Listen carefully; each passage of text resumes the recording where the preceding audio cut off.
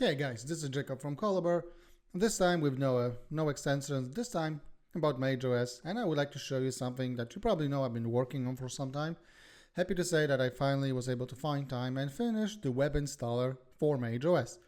It's compatible with the latest version 1.0.5. Keep in mind that this is still a beta version. I'll show you some things for improvement where I believe we as a community can work and further improve the web installer for everybody who's joining our amazing Magento / MageOS ecosystem. So if you're familiar with Magento, then you know how the web installer works. If not, then you will notice some changes. If not, then I'll just show you how it works. So first we start with the readiness check. The web installer checks if your PHP version is correct and if you have all the required PHP extensions to run Magento / MageOS. Now, we need to connect MySQL database. I'm using Warden setup, so I'll just use the Warden configuration for the database. The database is created and needs to be created, but it's empty, it doesn't have any tables.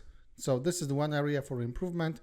Maybe we can have a step where the database is actually being created, but we need to remember that it brings a small security risk on production websites. So that's first point where we can discuss and see what we can do with the web installer. The second configuration is for the HTTP configuration or HTTPS configuration. As you can see, the selection of the HTTPS does not update the URL. So that's the second small issue related to the configuration with the installer.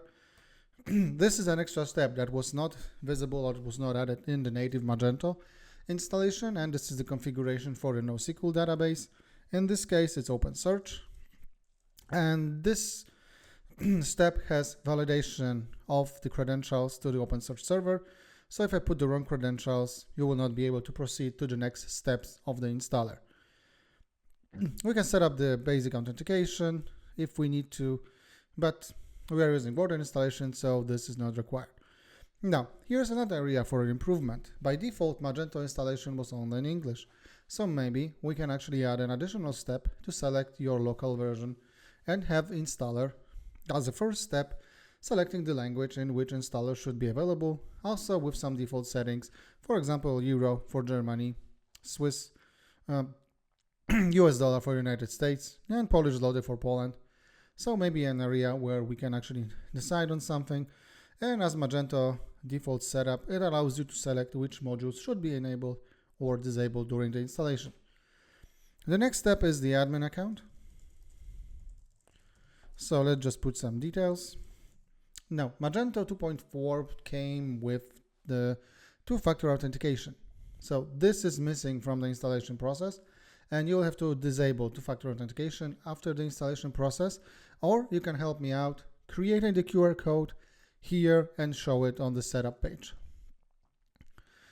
This is some installation tips. If the installation fails, what to do, what sort of changes should be done or which files should be removed in order for the web installer to work fast.